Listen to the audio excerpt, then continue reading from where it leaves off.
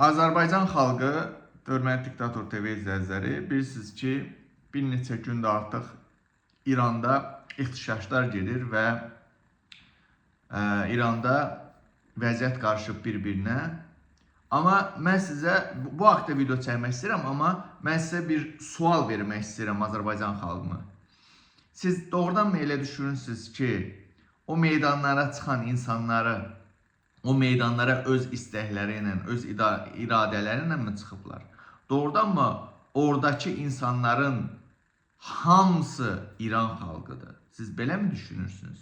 Siz elə mi düşünürsünüzmü ki, İranda yaşayan 60 milyonun hamısı Molla rejiminə nifrət eləyir. Onların hamısı bu rejimin dəyişməsini istəyir. Xeyr, Azərbaycan xalqı. Mən indicə bir xəbər paylaşdım sosial şəbəkədə. Qarşıma çıxdı. Demək, artıq görün vəziyyət nə yerə gəlib çatıb ki, İranda artıq məscidləri yandırmağa başlayıblar. Sizcə bu nə deməkdir? Bir müsəlman ölkəsində artıq məscidləri yandırmağa başlayıblar. Sizcə bu necə, nə dərəcədə məntiqlidir? Həqiqətən orada çıxan insanlar öz iradələrini mi çıxıb, birdən-birə o qədər meydanlara insan çıxıb? Xeyr, mən sizə izah edeyim. Bilirsiniz ki, dünyada ən güclü 3 kəşfiyyatdan biri olan Mossad aylar öncə ora öz adamlarını yerləşdirib, hətta onların bir çoxunu silahla təmin edibdir. Və bugün İranı qarışdıran, İranda bu ixtişaşların başladan məhz İsrail və Amerikadır. İsrail və Amerika, Azərbaycan xalqı sizə deyim, bəşəriyyətin düşmənidir. Həqiqətən deyirəm.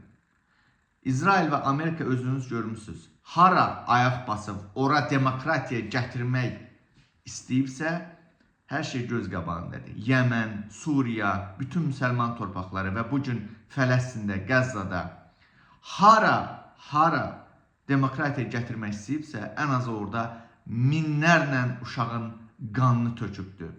Yəni Azərbaycan xalqı bugün İranda baş verən hadisələr hamısı İsrail və Amerikanın bircə planı əsasında həyata keçirilir. Yaxşı, bəs Amerika və İsrail niyə bunu istəyir? Mən sizə sual verirəm. Cavabım çox sadədir. İsrail və Amerika bilirsiniz ki, xüsusən də İsrailin ən çox qorxduğu İrandır. Yəni, gördünüz də, o bir həftə ərzində savaş oldu və İran Təl-Əvivi və digər şəhərlər, İsrailin digər şəhərlərini nə günə qoydu, darmadağın elədi və İsrail götünün qorxusundan dərhal geri addım atdı. Və bugün Amerikanın, xüsusən də İsrailin ən çox qorxduğu İrandır. İran qıraqdan durub sakit görsənməyinə baxmayın. İranın əlində bugün elə bir güclü silahlar var ki, bəlkə də o silahlar İsrailin və Amerikanın əlində yoxdur. Siz təsəvvür edin ki, dünyada dəmir qübbə dedikləri o hava hücumundan müdafiə sistemini İsrailin raketləri bir saniyənin içində yox edib, darmadağın edib, yoxa çıxartdı. Və İsraildə narahat edən budur. İsrail və Amerikanın məqsədi Azərbaycan xalqı bundan ibarətdir ki, orada həmin o Molla rejimini məhv eləyib və öz sionist köpəkləri olan Pəhləvini, o devrilmiş, demək, elə Molla tərəfindən devrilmiş o həmin o Rıza Pəhləvinin oğlu, bugün Amerikada yaşayan, mühacir həyatı yaşayan o Pəhləvini ora İranın başına gətirmək. Və ən əsası, öz köpəkləri Pəhləvini gətirib, Pəhləvini gətirib, İranın bütün sərvətinə çökmək, əl qoymaq. Bura neft, qaz və digər sistemlər daxildir. Hansı ki, o həm atom nüvə sistemləri olsun, həm bundan başqa silah texnologiya sistemləri olsun, hamısını ələ keçirmək. Və xüsusən də Amerikanın əsas məqsədi o. İsrailin əgər bugün məqsədi ki, hansı ki, əsas istəyi budur, İranı məhv olmuş vəziyyətdə görmək, çöşdürülmüş, tabi elətdirilmiş vəziyyətdə görməkdirsə, Amerikanın əsas məqsədi həmən o İranın sahib olduğu bütün o varlıqları ələ keçirmək.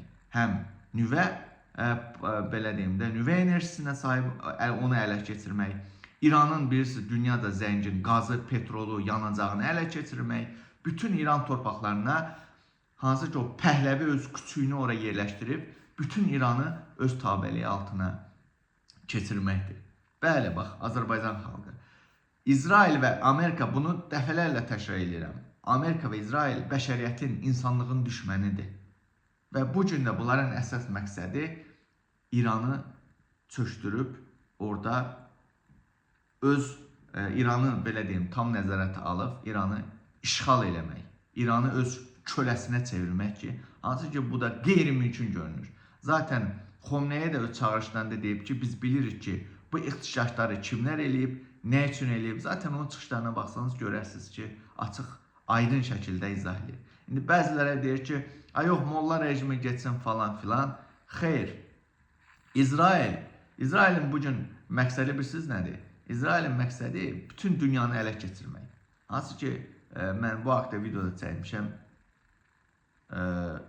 Fələstinlər olaraq qucaq açdılar, qapı açdılar, gəldilər bugün Qəzzanı, Fələstini işğal eləyiblər, görürsünüz. Və bir gün gələcək Azərbaycan xalqı, bax mən sizə deyirəm, o İsraillə dost qardaş deyənlər, vaxt gələcək tezliklə, o 2030-cu ilə qədər, bu çox yaxındadır. İsrail ilə Azərbaycanı da işğal eləyəcək. Bax, bunu mən sizə deyirəm. İsrail Azərbaycanı da işğal eləyəcək. İsrailin məqsədi bütün Orta Doğu, nə bilim, hansı ki, Ərəb ölkələri hamısını işğal eləməkdir. Çünki bunlar yalandan deyirlər ki, bu torpaqlar bizə 1000 il əvvəl vəd eləyibdir. Allahın lənətlədiyi bir qövmdür. Siz gerisini düşünün. Mən belə vəziyyətdə isə, İsrail və Amerikanın bu İrandakı törətdiyi bu çirkin planlara qarşıyam. Belə vəziyyətdə elə razı olaram ki, İran xalqına buradan çağırış edirəm ki,